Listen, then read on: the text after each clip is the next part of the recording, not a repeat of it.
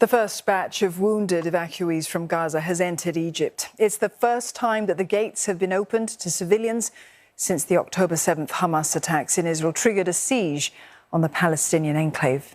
Our ambulances have lined up at the Rafah Crossing to transport the wounded away from the war-ravaged territory for urgent medical care. And what you're seeing here are live pictures of the Gaza side of the Rafah Crossing. Reports say some 81 wounded Palestinians will receive urgent medical care in the neighbouring country.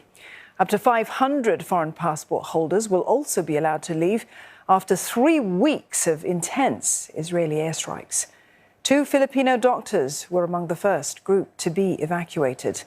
Qatar had earlier mediated an agreement between Egypt, Israel and Hamas in coordination with the United States to allow limited evacuations. No timeline has been set, though, for how long the border is going to remain open.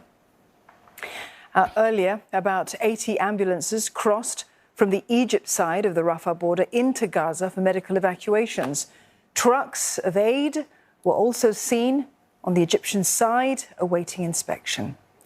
Cairo has prepared a field hospital to receive the injured in the town of Sheikh Zuwayed. Nearby hospitals are also preparing to admit Palestinian patients.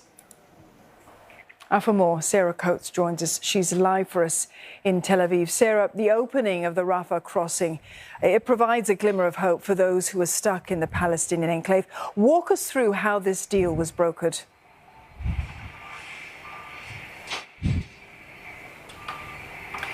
Hello there, Dawn. Well, look, we understand it was brokered by Qatar between Egypt, Israel and also Hamas, coordinated by the United States. Now, sources say that this will happen in stages. These pictures that you've got playing now are the first stage, I should say, of these people being allowed out and also potentially more aid going in. It is unclear at this hour as to how many stages there will be. We've just heard initial reports coming in that UK citizens that have been lining up at the Rafah Crossing, who have been trying to get out now for weeks, have actually been denied exit. That is unconfirmed at this hour. But look, we did hear that there was a list given to border guards late last night with around 400 or 500 names on it. But there has been chaos at that border crossing today, as you can imagine.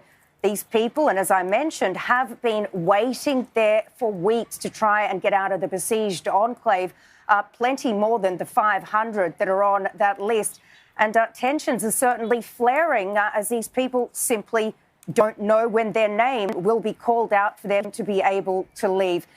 Certainly very, very worrying for these people, given that there is no time frame, as you mentioned, and no further detail on how many more phases there will be. Now, Dawn, just in the last half hour, a spokesperson for the Palestinian Health Ministry has come out to say that more aid is desperately needed in the Strip, including fuel, saying that the last few hospitals that are still running in the Gaza Strip will cease operating in a matter of hours, with fuel literally about to run out.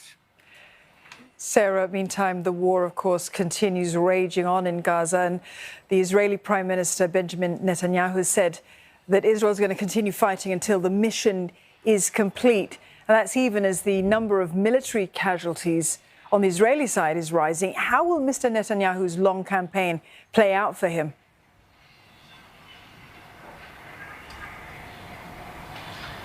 Well, look, that remains to be seen, Dawn.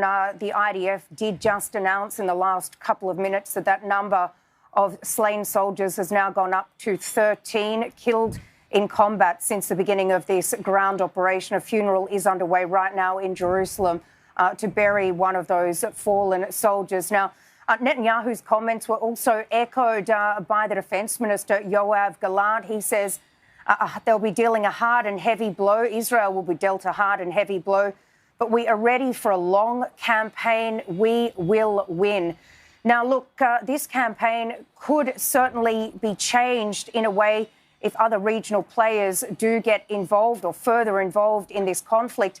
A few hours ago, the Israeli military did announce that it has ships now deployed in the Red Sea after these drones and these ballistic missiles were sent over from Yemen yesterday, claimed by the Houthis. They say they have more and are ready to use them.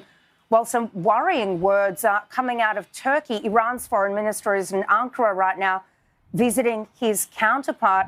He just said that the region is very close to making a big and decisive decision over the situation of Israel's aggression. So, look, certainly very, very worrying if these other regional players do get involved. And that is really what the Israeli establishment and the US is so concerned about.